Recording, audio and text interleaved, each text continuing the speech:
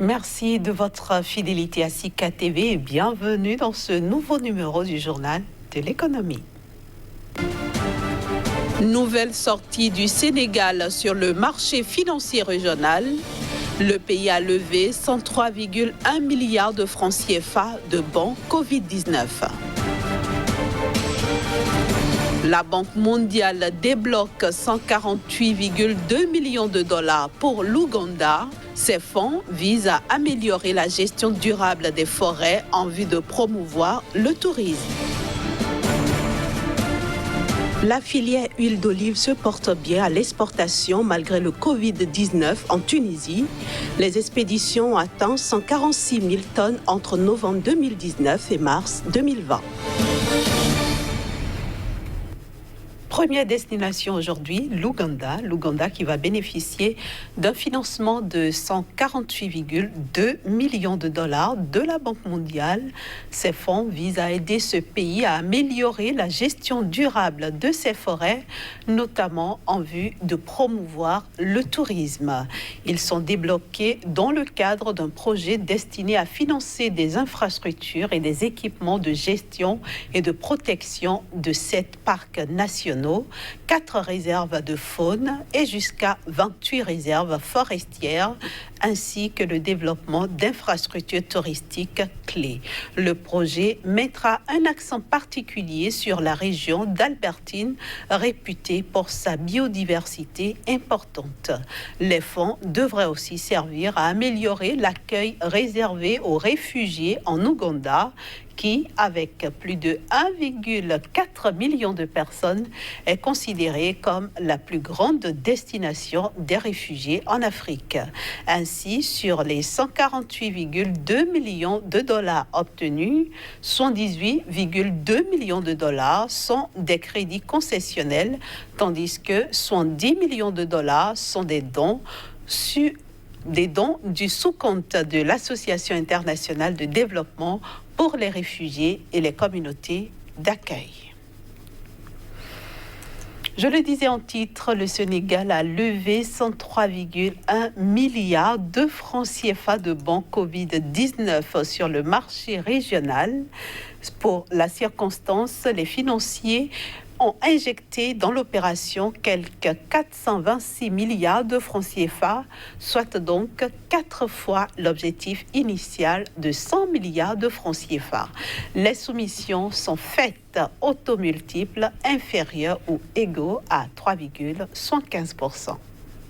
Initiés par la Banque centrale des États de l'Afrique de l'Ouest, les bons Covid-19 sont des bons assimilables du Trésor, d'une maturité initiale de 91 jours et d'une valeur nominale de 1 million de francs CFA. L'objectif de cet instrument est d'aider les pays membres de l'UEMOA à couvrir les décalages de trésorerie induits par la lutte contre la pandémie de Covid-19 et ses impacts néfastes sur l'environnement socio-économique. Le Sénégal, qui a eu recours, a pu lever 103,1 milliards de francs CFA sur le marché financier régional. Au total, 426 milliards de francs CFA ont été misés par les investisseurs, soit 4 fois l'objectif initial de 100 milliards de francs CFA recherché par le pays. Avant le Sénégal, la Côte d'Ivoire, premier pays à émettre ses obligations sociales, a réussi à lever 180 milliards de francs CFA pour financer ses dépenses immédiates. Placée pour la gestion de l'agence UMO à titre, cette émission de bons assimilables du Trésor est conçue comme étant un pont pour les États en attendant la rentrée des fonds attendus dans le cadre de la lutte contre la pandémie de Covid-19.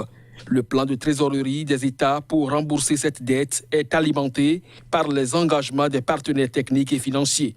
Alors que les dépenses sanitaires ont explosé et que les recettes fiscales se font de plus en plus rares, le marché financier régional resté à flot offre désormais une bouffée d'oxygène aux pays de l'UEMOA dont les besoins pour faire face au Covid-19 sont estimés à près de 5 300 milliards de francs CFA. Rendons-nous maintenant en Tunisie. Les exportations d'huile d'olive affichent une bonne dynamique malgré la pandémie du coronavirus. Entre novembre 2019 et mars 2020, les expéditions ont atteint 146 000 tonnes pour des recettes d'exportation de l'ordre de 307,4 millions de dollars, ce qui traduit une hausse notable par rapport à la dernière campagne où, à la même période, une quantité de 80 000 tonnes avait généré 740 millions de dollars. Et puis, la Tunisie a continué à exporter de l'huile d'olive afin de respecter ses engagements commerciaux en dépit de la suspension du commerce et de l'arrêt des expéditions à l'étranger. Pour 2019-2020, le pays envisage d'exporter 250 000 tonnes d'huile d'olive pour des recettes de plus de 2 milliards de dinars. Les principaux débouchés du pays sont l'Italie et l'Espagne. L'agence de notation Fitch Ratings a abaissé les perspectives de la note souveraine du Maroc à négative, ce qui reflète le coup dur porté à l'économie marocaine par le choc de la pandémie de coronavirus. Un choc qui pourrait provoquer, entre autres, la plus forte contraction du produit intérieur brut du pays en 25 ans. Les perspectives de la note souveraine du Maroc sont désormais négatives. L'agence de notation Fitch Ratings a en effet abaissé la note du pays.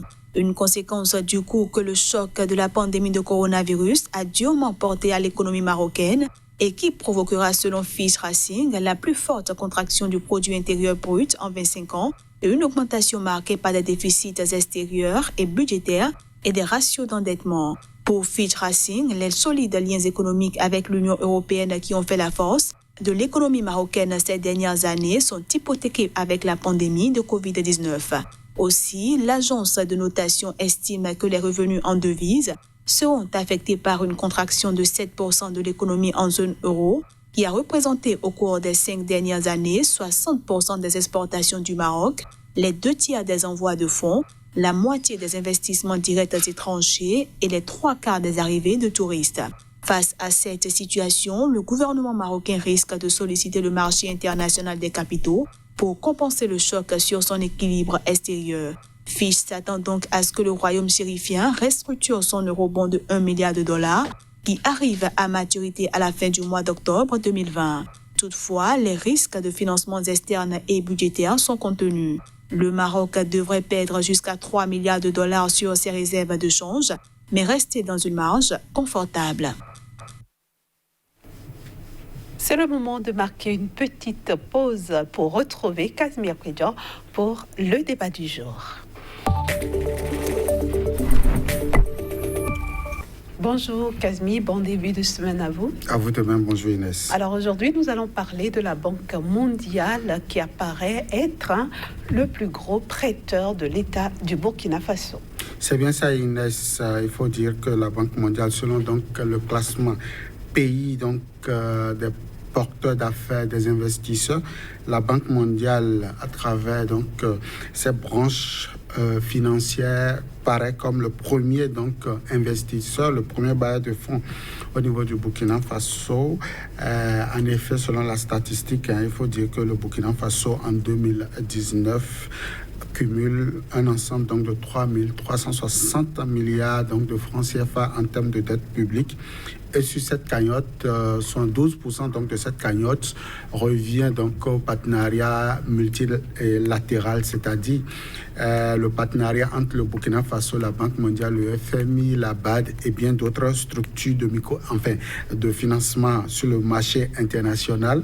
Et aussi le reste, soit environ 28%, revient aux partenariats bilatéraux, notamment avec la France, qui est, après la Banque mondiale, le deuxième porteur d'affaires, le deuxième bailleur de fonds au niveau de ce pays-là. Donc voilà un peu ce qu'il faut retenir. Au total, la Banque mondiale a apporté beaucoup de francs CFA, évalués peut-être en dollars, mais convertis. La Banque mondiale, ça va être le premier partenaire avec plus de 170 milliards donc, de francs CFA pour le cumul noté en 2017. C'est ce qu'on apprend contre 779 milliards en 2008, soit un total en 10 ans, en près de 10 ans, donc près de 1000 milliards apportés donc, au pays pour ne serait-ce que sortir le Burkina Faso de l'ornière de la pauvreté.